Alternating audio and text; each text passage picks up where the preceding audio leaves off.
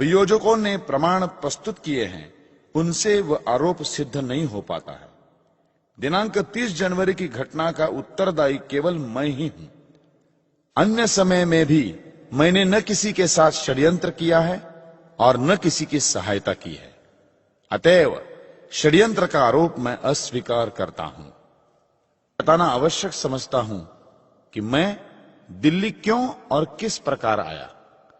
इस बात को तो मैं सदा बिना छिपाए कहता रहा हूं कि मैं गांधी जी के सिद्धांतों के विरोधी सिद्धांतों का प्रचार कर रहा हूं। मेरा यह पूर्ण विश्वास रहा है कि अहिंसा का अति प्रचार हिंदू जाति को अत्यंत निर्बल बना देगा। इसलिए मैंने निश्चय किया कि सार्वजनिक कार्य में लगूं और अपने जैसे विचारों के व्यक्तियों का संगठन करूं।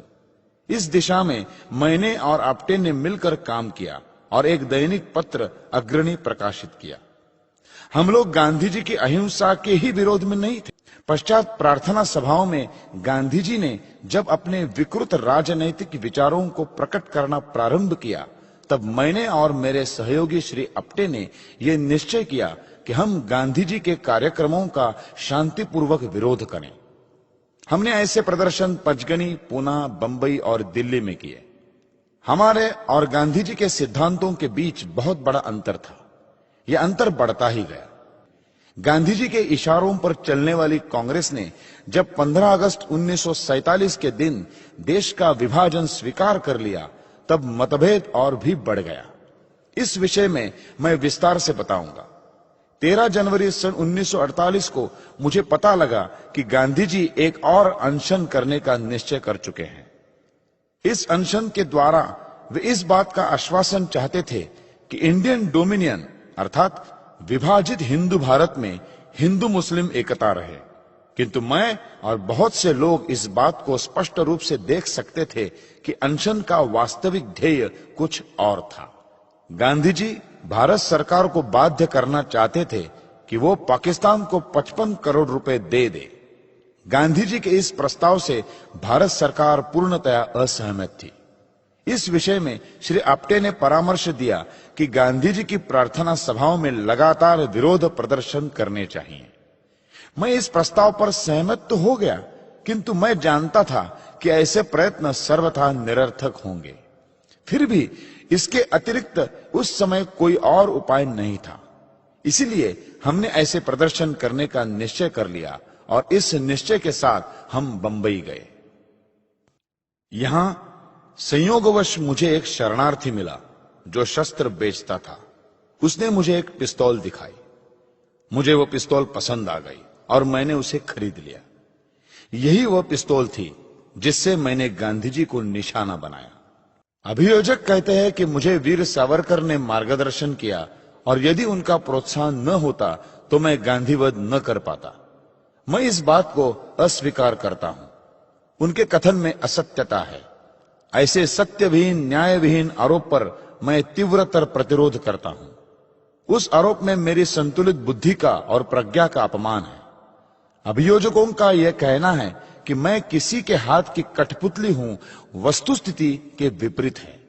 प्रत्युत वह सत्य का विपर्यास है। मुझे हिंदुत्व का अभिमान था। मैं ज्यों-ज्यों बड़ा होता गया, स्वतंत्रता पूर्वक सोचता रहा। मैं कट्टरपन पर नहीं जमा रहा।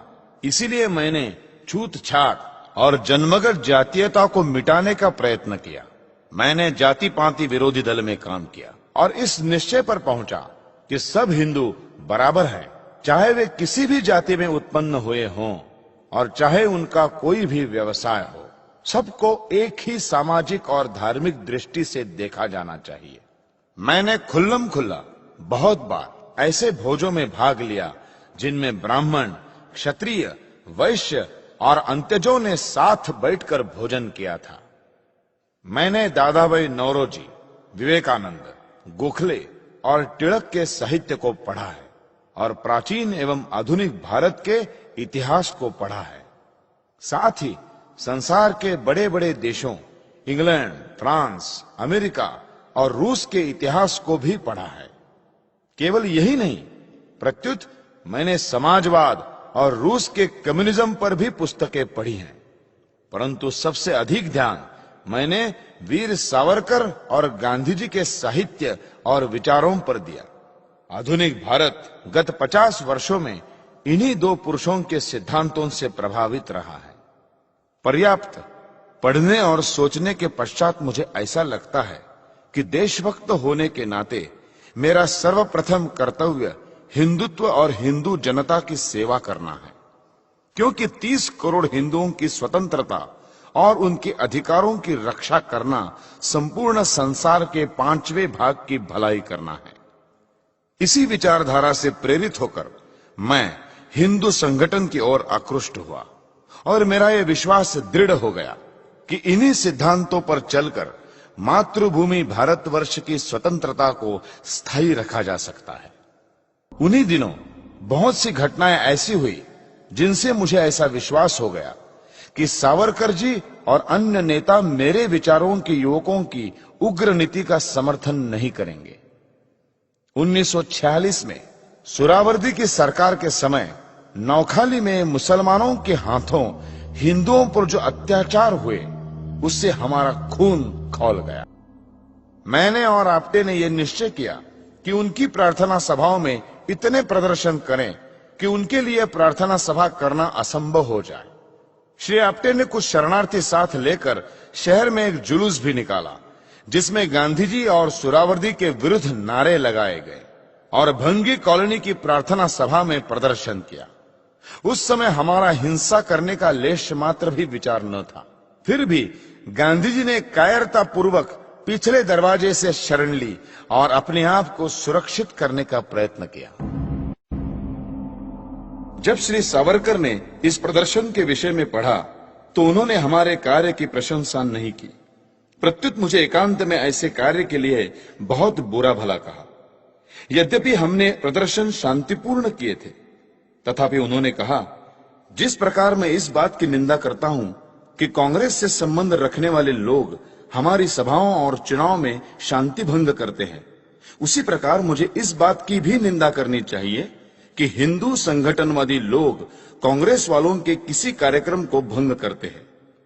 यदि गांधी जी अपने प्रार्थना सभाओं में हिंदुओं के विरुद्ध बोलते हैं तो उसी प्रकार आप भी अपनी पार्टी की सभा करें और गांधी जी के सिद्धांतों का खंडन करें। हम सबको अपनी अपनी बात का प्रचार संवैधानिक नियमानुसार करना चाहिए। दूसरी महत्वपूर्ण घटना उस समय हुई जब भारत के विभाजन का अंतिम निश्चय हुआ। उस समय कुछ हिंदू सभाई ये जानना चाहते थे कि विभाजित भारत की नई कांग्रेस सरकार के साथ हिंदू महासभा का क्या व्यवहार होगा। वीर सावरकर आदि हिंदू नेताओं ने कहा कि नई सरकार को किसी दल अथवा कांग्रेस की सरकार नहीं मानना चाहिए, प्रत्युत भारत की राष्ट्रीय सरकार समझना चाहिए और उसकी प्रत्येक आज्ञा का पालन करना चाहिए। उन्होंने कहा कि पाकिस्तान बनने का उनको दुख तो अवश्य है, परंतु फिर भी नई आजादी की रक्षा करने के लिए और उसे स्थायी रखने के लिए नई सरकार को सहयोग देना ही हमारा ध्येय होना चाहिए। यदि नई सरकार को सहयोग न दिया तो देश में गृहयुद्ध हो जाएगा। कुछ समय बाद ही पंजाब और भारत के अन्य भागों में मुसलमानों के अत्याचार शुरू हो गए। कांग्रेस शासन ने बिहार, कलकत्ता, पंजाब और अन्य स्थानों पर उन हिंदुओं को ही गोली का निशाना बनाना शुरू कर दिया जिन्होंने मुसलमानों की बढ़ती हुई शक्ति को रोकने का साहस किया था। जिस बात से हम डरते थे वही होकर रही। फिर भी कितनी लज्जा की बात थी कि कांग्रेस शासन 15 अगस्त 1947 को रंग रैलियां रचाए, रोशनी करे और आनंदोत्सव मनाए, जबकि उसी दिन पंजाब में मुसलमानों द्वारा हिंदुओं का खून बहाया जा रहा था और पूरे पंजाब में हिंदुओं के घर जलाए जा रहे थे। मेरे विचारों के हिंदू सभाइयों ने निश्चय किया कि हम उत्सव मनाएं और मुसलमानों के बढ़ते हुए अत्याचार को रोकने का प्रयत्न करें। मैंने अपने दैनिक पत्र अग्रणी में हिंदू महासभा की इस नीति और वृद्ध नेताओं के कार्यों की आलोचना आरंभ की और हिंदू संगठन के इच्छुक नवयुवकों का आह्वान किया कि वे हमारे कार्यक्रम को अपनाएं। सन 1920 से अर्थात लोकमान्य तिलक के पश्चात गांधी जी का प्रभाव कांग्रेस में बढ़ा और बल पकड़ता गया। उन्होंने जनता को जागरूक करने के लिए जो कार्य किया उनका बहुत प्रभाव पड़ा। वे सत्य और अहिंसा के नारे लगवाते रहे।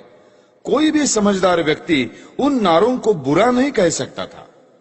वास्तव में इन उद्घोषों में नवीन बात न थी। प्रत्येक शांतिपूर्ण आंदोलन में ऐसे उद्घोष लगाए ही जाते हैं। ये आशा करना कि जनता साधारण जीवन में ऐसे उच्च सिद्धांतों पर चलेगी केवल एक स्वप्न है। वास्तविकता यह है कि अपने कर्तव्य का पालन करने के लिए, अपने सम्मान की रक्षा करने के लिए और अपने आश्रितों और देश के लिए कुछ करने के लिए हमें अहिंसा छोड़कर हिंसा पर चलना पड़ेगा। मेरा अटल विश्वास है कि अत्याचारी का सामना शस्त्रों से ही किया जा सकता है। अत्याचारी शत्रु का शस्त्रों से दमन करना मैं पवित्र समझता हूं। श्री रामचंद्र ने सीता को मुक्त कराने के लिए रावण को मारा। श्री कृष्ण ने कंस के अत्याचारों का अंत करने के लिए कंस को मारा। महाभारत में अर्जुन को भी बहुत ऐसे व्यक्तियों को मारना पड़ा जिनमें उनके बहुत से निकट संबंधी भी थे। यहां तक कि पूजनीय भीष्म पितामह को भी मारना पड़ा, क्योंकि वे अत्याचारी के पक्ष में थे। यदि कोई राम, कृष्ण और अर्जुन को हिंसक समझता है तो उसको मानवता के सिद्धांत का ज्ञाता नहीं कहा जा सकता। ऐसा कहना चाहिए कि उसे संसार की कार्य प्रणाली का ही ज्ञान नहीं है। वो छत्रपति शिवाजी की ही वीरता थी जिसने भारत में यवनों के अत्याचार को रोका। शिवाजी ने जिस प्रकार अफजल खान को मारा वो बिल्कुल ठीक तरीका था, अन्यथा अफजल खान शिवाजी को मार डालता। गांधी जी शिवाजी, प्रताप और गुरु गोविंद सिंह की निंदा करते थे और उनको गलत पथ पर चलने वाला कहते थे और इस प्रकार अपने बौद्धिक दिवालियापन का प्रमाण दे रहे थे। गांधी जी 1914 में इंग्लैंड से आए और उसी समय उन्होंने देश के राजनैतिक जीवन में प्रवेश किया। दुर्भाग्य से श्री फिरोज शाह मेहता और श्री गोखले, जिनको गांधी जी अपना गुरु कहते थे, शीघ्र ही स्वर्गवासी हो गए। गांधी जी ने अपना कार्य अहमदाबाद में साबरमती नदी के किनारे एक आश्रम खोलकर प्रारंभ किया। सत्य और अहिंसा के जयघोष कराए। उन्होंने स्वयं इस बात को बहुत बार स्वीकार किया कि वे अपने सिद्धांतों के विरुद्ध कार्य कर जाते हैं। मुसलमानों को खुश करने के लिए उन्हें अपने सिद्धांत जब तोड़ने पड़ते थे तो वे इसमें कभी नहीं चूकते थे। सत्य और अहिंसा वैसे तो बहुत अच्छे सिद्धांत हैं, परंतु उनको जीवन में बरता जाए तभी तो वो अच्छे कहलाएंगे। शिवा बावनी पर प्रतिबंध। गांधी जी ने शिवा बावनी जैसी साहित्यिक और ऐतिहासिक रचना पर भी प्रतिबंध लगवा दिया कि उसे लोगों के बीच न पढ़ा जाए।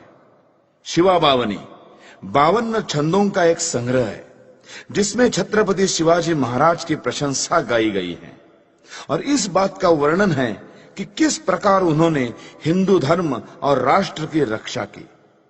शिवा बावनी में एक छंद है कि यदि शिवाजी न होते तो सारा देश मुसलमान हो जाता। सुहावर्दी को संरक्षण। मुस्लिम लीग ने उस केंद्रीय अस्थायी मंत्रिमंडल में सम्मिलित होने से इनकार कर दिया जिसको बनाने के लिए लॉर्ड वेवल ने नेहरू को आमंत्रित किया था। इतना ही नहीं, मुस्लिम लीग ने नेहरू सरकार के विरुद्ध सीधी कार्यवाही करने के लिए काउंसिल बनाई। नेहरू मंत्रिमंडल के निर्माण के 2 सप्ताह पूर्व अर्थात 15 अगस्त 1946 को कलकत्ता में हिंदुओं का व्यापक संहार किया गया जो बिना किसी रोक टोक के 3 दिन तक चलता रहा। इन दिनों की भयानक घटनाओं के रोमांचकारी चित्र प्रसिद्ध अंग्रेज दैनिक स्टेट्समैन ने प्रकाशित किए थे। उस समय यह सोचा जाने लगा कि जिस सरकार के काल में इतने अत्याचार हुए हों उसको पद से अलग कर देना चाहिए। यह सरकार सुहरावर्दी की थी, परंतु साम्यवादी गवर्नर ने भारत सरकार की एक्ट धारा 93 के अनुसार गवर्नमेंट संभालने से इनकार कर दिया। उस समय गांधी जी कलकत्ता गए और इन सब अत्याचारों की जड़ सुहरावर्दी से उन्होंने मित्रता स्थापित कर 1943 में जेल में गांधी जी ने जब अनशन किया तो किसी व्यक्ति को भी राजनैतिक समस्याओं के विषय में उनसे मिलने नहीं दिया जाता था। केवल उनके निकट संबंधी ही स्वास्थ्य के विषय में जानने के लिए मिलते थे। उन दिनों श्री राजगोपालाचार्य उनसे मिले और पाकिस्तान बनाने की योजना का उन्हें परामर्श दिया। गांधी जी ने उनको इस विषय में जिन्ना से बातचीत करने की आज्ञा दी। फिर 1944 में गांधी जी 3 सप्ताह तक जिन्ना से बातचीत करते रहे और उसने वर्तमान पाकिस्तान जैसी ही योजना उनके सामने रखी। गांधी जी प्रतिदिन जिन्ना के घर जाते थे और उसकी प्रशंसा करते थे, उससे गले मिलते थे, परंतु जिन्ना अपनी पाकिस्तान की मांग से 1 इंच भी न हटा। गांधी जी हिंदू मुस्लिम एकता चाहते थे, परंतु सब कुछ इसके विपरीत हो रहा था। Cabinet mission plan. 1946 के प्रारंभ में कैबिनेट मिशन भारत आया। इसमें इंग्लैंड के भारत मंत्री श्री लॉरेंस, श्री अलेक्जेंडर और श्री क्रिप्स थे। इसके भारत आने के विषय में प्रधानमंत्री श्री एटली ने पार्लियामेंट में एक भाषण दिया और कहा कि अंग्रेजी गवर्नमेंट भारत की बागडोर भारतवासियों को ही सौंपना चाहती है, परंतु इसके लिए यह आवश्यक है कि सब भारतवासी एक निर्णय पर पहुंच जाएं। मिशन का घोषित कार्य सब दलों में संधि कराना था, परंतु जो कुछ मिशन ने किया वह भारत के लिए बहुत हानिकारक था। कांग्रेस संगठित भारत चाहती थी, परंतु कांग्रेस को अपने ध्येय और अपनी मांग पर आत्मविश्वास न था। दूसरी ओर जिन्ना विभाजित भारत चाहता था और अपनी मांग पर अड़ा हुआ था। इन समस्याओं को सुलझाने में बहुत कठिनाई दिखाई देती थी। इसलिए मिशन ने सबसे बात की और फिर 15 मई 1946 को अपने निर्णय की घोषणा कर दी। मिशन ने प्रकट रूप में तो संगठित भारत के प्रति शुभकामनाएं प्रकट की, किंतु प्रकारांतर से अपनी योजना में पाकिस्तान के पूर्ण अंश भर दिए। उसने 6 धाराएं ऐसी रखी जिनको मानने पर भारत के 2 टुकड़े हुए बिना नहीं रह सकते थे। चाहे ये विधान परिषद चुने हुए व्यक्तियों से बना हो, फिर भी उसके द्वारा पूर्ण स्वतंत्रता का विधान नहीं बनाया जा सकता था। कांग्रेस भारत छोड़ो आंदोलन की असफलता के बाद इतनी निराश हो चुकी थी कि वो कोई भी ऐसी योजना मानने को तत्पर थी जिसमें तनिक भी राष्ट्रीयता की झलक हो। इसलिए इस योजना को स्वीकार करके कांग्रेस ने प्रकारांतर से पाकिस्तान मान लिया, परंतु योजना में पाकिस्तान का शब्द न होने से वह संतुष्ट थी। कांग्रेस ने योजना को तो स्वीकार कर लिया, परंतु केंद्रीय सरकार बनाने को तैयार न हुई। अंत में कांग्रेस को सरकार बनानी पड़ी और बिना शर्त सारी योजना को स्वीकार करना पड़ा। जिन्ना ने अंग्रेजों को अन्यायी बताकर उनकी निंदा प्रारंभ कर दी। उधर मुस्लिम लीग ने सीधी कार्यवाही प्रारंभ की। बंगाल, पंजाब, बंबई और अन्य स्थानों पर मुसलमानों ने ऐसे रक्तपात, लूटपाट और अग्निकांड किए कि इतिहास में कहीं भी उनका उदाहरण देखने को नहीं मिलता। हानि केवल हिंदुओं की ही हुई। कांग्रेस जिन्ना की शरण में। अगले वर्ष ही कांग्रेस ने जिन्ना के सम्मुख आत्मसमर्पण कर दिया। पाकिस्तान मान लिया गया। जो कुछ उसके पश्चात हुआ वो सबको भली भांति ज्ञात है। गांधी जी फिर मुसलमानों का पक्ष लेते रहे। जो लाखों हिंदू लूटे पीटे नष्ट हुए, इस महात्मा ने उनके लिए एक शब्द भी न कहा। वह स्वयं को मानवता का सेवक कहता था, किंतु उसके लिए मानवता के एकमात्र प्रतीक मुसलमान थे। हिंदू उसकी मानवता के क्षेत्र में नहीं आते थे। इस विचित्र साधु वृत्ति को देखकर मुझे आघात पहुंचा। गांधी जी और गोवध। गांधी जी गो रक्षा के लिए बड़ी तीव्र इच्छा प्रकट किया करते थे, परंतु वास्तव में उन्होंने इस विषय में कुछ नहीं किया। प्रार्थना सभा में वे जो भाषण देते थे, उनमें एक भाषण में उन्होंने स्पष्ट रूप से ये मान लिया है कि वे गो रक्षा में असफल रहे हैं। उनके उस भाषण का अंश नीचे उद्धृत है। आज राजेंद्र बाबू ने मुझे सूचना दी है कि उनके पास 50,000 पोस्ट कार्ड और 25-30 हजार के लगभग तार आए हैं कि गोहत्या को कानून द्वारा बंद कर दिया जाए। इस विषय में मैंने पहले भी एक बार कुछ कहा था। पता नहीं इतने पोस्ट कार्ड और तार क्यों भेजे गए हैं। इनका कोई लाभ नहीं है। भारत में गोहत्या रोकने के लिए कानून नहीं बनाया जा सकता। गांधी जी राष्ट्रपिता के नाम से पुकारे जाते हैं, जो अत्यंत सम्मान का पद है, पर वे पिता का कर्तव्य पालन करने में असफल रहे। उन्होंने तो बड़ी निर्दयता से राष्ट्र के 2 टुकड़े कर दिए। यदि वे सच्ची आत्मा से पाकिस्तान का विरोध करते तो लीग कभी भी इतनी सुदृढ़ता से ये मांग न रख पाती और अंग्रेज पूर्ण प्रयत्न करके भी इसे न बना पाते। देश की जनता पाकिस्तान बनाने की घोर विरोधी थी, पर गांधी जी ने जनता को धोखा दिया और मुसलमानों के पाकिस्तान का पिता सिद्ध किया है। इसलिए मैंने भारत माता का एक पुत्र होने के नाते अपना कर्तव्य समझा कि ऐसे व्यक्ति का अंत कर दिया जाए, जिसको कहा तो जा रहा है राष्ट्रपिता, किंतु जिसने मातृभूमि का विभाजन करने में सर्वाधिक हाथ बटाया है। गांधी जी के अहिंसा सिद्धांत के अनुसार हमें अत्याचार सहन करते जाना चाहिए और शस्त्र या शारीरिक शक्ति से प्रतिकार नहीं करना चाहिए। गांधी जी की अहिंसा उस सिंह की अहिंसा है जो उस समय अहिंसा का पुजारी हो जाता है जब वो सहस्त्रों गायों को खा पीकर थक जाता है।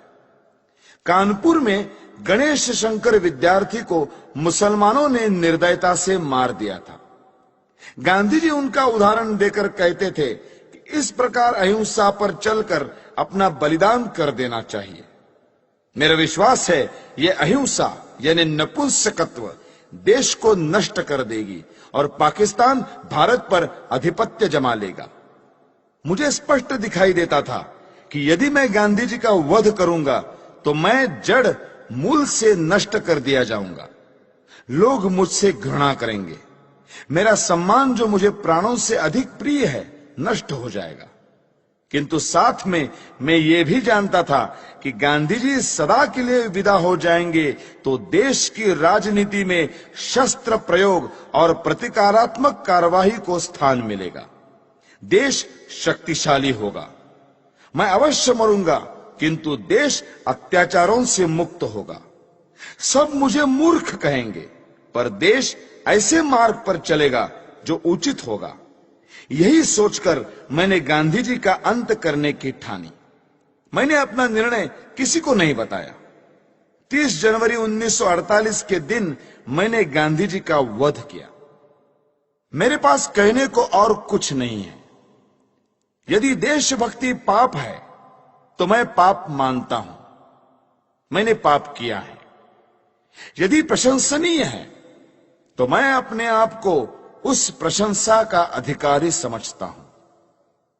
मुझे विश्वास है यदि मनुष्यों द्वारा स्थापित न्यायालय से ऊपर कोई और न्यायालय होगा तो उसमें मेरे कार्य को अपराध नहीं समझा जाएगा। मैंने देश और जाति की भलाई के लिए यह काम किया है। मैंने उस व्यक्ति पर गोली चलाई जिसकी नीति से हिंदुओं पर घोर संकट आए और हिंदू नष्ट हुए। वास्तव में मेरे जीवन का उसी समय अंत हो गया था जब गांधी जी पर गोली चलाई थी।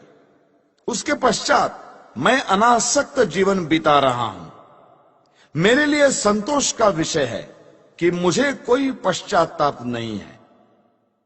हैदराबाद की समस्या में अकारण देर हो रही थी। सरकार ने गांधी जी के मृत्यु के बाद शस्त्र शक्ति से इस समस्या को ठीक रूप से सुलझा दिया है। भारत की आधुनिक राजनीति और सरकार अभी तक तो ठीक प्रकार से चलती हुई जान पड़ रही है। गृह मंत्री ने कहा है कि देश के पास प्रचुर युद्ध सामग्री होनी चाहिए। ऐसा विचार प्रकट करते हुए उन्होंने ये नहीं कहा कि वे गांधी जी के सिद्धांतों पर चलकर ये सब कुछ करेंगे। यदि वे ऐसा कहें तो केवल अपने मन के संतोष के लिए कहेंगे। ये याद रखना चाहिए कि यदि आधुनिक शस्त्रों का प्रयोग करके ये कहा जाए कि गांधी जी के अहिंसा सिद्धांत पर चला जा रहा है, तो हिटलर, मुसोलिनी, चर्चिल या रूजवेल्ट के देश रक्षा के ढंग और गांधी जी के अहिंसा सिद्धांत में कोई भेद नहीं रह जाएगा। मैं यह मानने को तैयार हूं कि गांधी जी ने देश के लिए बहुत कष्ट उठाए। उन्होंने जनता में जागृति पैदा की। उन्होंने स्वार्थवश कुछ नहीं किया, परंतु दुख यह है कि वे इतने ईमानदार नहीं थे कि अहिंसा की हार को स्वीकार कर लेते। मैंने दूसरे भारतीय देशभक्तों और नेताओं के भी चरित्र पढ़े हैं जिन्होंने गांधी जी से अधिक बलिदान किए हैं। कुछ भी हो, गांधी जी ने देश की जो सेवा की है उसके लिए मैं उनका आदर करता हूं। उन पर गोली चलाने के पूर्व मैं उनके सम्मान में इसीलिए नतमस्तक हुआ था, किंतु जनता को धोखा देकर पूज्य मातृभूमि के विभाजन का अधिकार किसी बड़े से बड़े महात्मा को नहीं है। गांधी जी ने देश को छल कर देश के टुकड़े किए, क्योंकि ऐसा न्यायालय या कानून नहीं था जिसके आधार पर ऐसे अपराधी को दंड दिया जा सकता। इसीलिए मैंने गांधी को गोली मारी। उनको दंड देने का केवल यही एक तरीका रह गया था। यदि मैं यह न करता तो मेरे लिए अच्छा ही होता, परंतु स्थिति बहुत खराब हो गई थी और मेरे हृदय में इतना अधिक क्षोभ था कि मैंने सोचा कि गांधी जी को स्वाभाविक मृत्यु से नहीं मरने देना चाहिए। संसार को पता लग जाए कि इस व्यक्ति ने अन्यायपूर्वक राष्ट्र के साथ छल करके भयानक रूप से देश के एक संप्रदाय का जो पक्ष लिया है उसका दंड भोगना पड़ा। मैंने इस समस्या का अंत इसी प्रकार करना चाहा, क्योंकि इसी से लाखों निर्दोष हिंदुओं का जीवन बच सकता था। गांधी जी की जो अहममयी प्रवृत्ति इस पवित्र भूमि के पुत्रों के लिए घातक सिद्ध हुई, उसके लिए भगवान उन्हें क्षमा करे। मेरी न किसी से कोई शत्रुता है, न किसी के प्रति कोई दुर्भावना। आप मेरी इस भावना को जिस प्रकार देखना चाहे देखें, और इस भावना के परिणाम स्वरूप मेरे किए हुए इस कार्य को देखकर जो दंड उचित समझे दें। इस विषय में कुछ कहने की मेरी इच्छा नहीं है। मैं किसी प्रकार की दया नहीं चाहता। मैं ये भी नहीं चाहता कि मेरी ओर से कोई दया की याचना करे। इस अभियोग में बहुत से मनुष्यों को मेरे साथ इस अपराध में ले लिया है। उन पर आरोप है कि उन्होंने षड्यंत्र रचा। इस विषय में मैं पहले ही कह चुका हूं कि इस कार्य में मेरा कोई साथी नहीं था। स्वयं मैं और केवल मैं ही इसका उत्तरदायी हूं। यदि दूसरे लोग इसी दोष के लिए नहीं खड़े किए जाते तो मैं अपने लिए बचाव भी न करता। न्यायालय को मालूम है कि 30 जनवरी 1948 के कृत्य से संबंधित साक्षीदारों की परिपरीक्षा यानी क्रॉस एग्जामिनेशन न ली जाए, ऐसी मेरी इच्छा थी और मेरे विधिज्ञों को भी मेरा वैसा आग्रह रहा था। इससे मैं अपने लिए बचाव नहीं कर रहा, यह स्पष्ट होगा। अंत में मैं ये कहना चाहता हूं कि जो वक्तव्य मैंने दिया है वो सत्य और शुद्ध है। प्रत्येक बात संदर्भ ग्रंथों को देखकर तैयार की गई है। मैंने सरकारी समाचार पत्र, इंडियन ईयर बुक, कांग्रेस का इतिहास, गांधी जी की आत्मकथा, समय समय पर प्रकाशित कांग्रेस के बुलेटिन, यंग इंडिया और हरिजन की फाइलें और गांधी जी की प्रार्थना सभा के भाषणों से ये वक्तव्य तैयार करने में सहायता ली है। मैंने ये लंबा वक्तव्य इसलिए नहीं दिया है कि लोग मेरे कार्य को सराहें, बल्कि इसलिए दिया है कि लोग मेरे विचारों को भली भांति जान जाए और किसी के मस्तिष्क में मेरे विषय में कोई भ्रांत धारणा न रहे। भगवान करे हमारा देश फिर अखंड हो और जनता उन विचारों का त्याग करे जो अत्याचारी के आगे झुकने की प्रेरणा देते हैं। भगवान से यही मेरी अंतिम प्रार्थना है। मेरा वक्तव्य अब समाप्त हो चुका है। आपने इसे ध्यान से सुना और सुविधाएं दी, उसके लिए मैं कृतज्ञ हूं। जिन्होंने इस बड़े अभियोग में मुझे कानूनी सहायता दी और जो पुलिस ऑफिसर इस अभियोग से संबंधित हैं, उनके प्रति मेरे हृदय में कोई दुर्भावना नहीं है। मैं उनके सद्व्यवहार के लिए उनका भी कृतज्ञ हूं।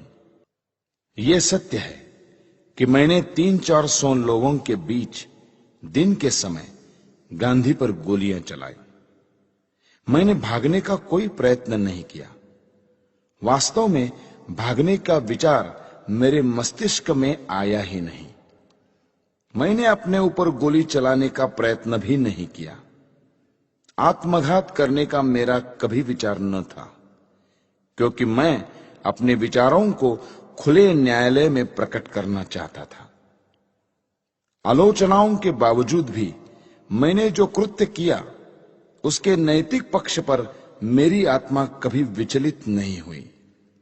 मुझे किंचित भी संदेह नहीं कि भविष्य में सच्चाई और ईमानदारी से इतिहास के इस अध्याय को इतिहासकार लिखेंगे तो वे मेरे कार्यों और उसके परिणाम का सही मूल्यांकन करेंगे। अखंड भारत अमर रहे। वंदे मातरम।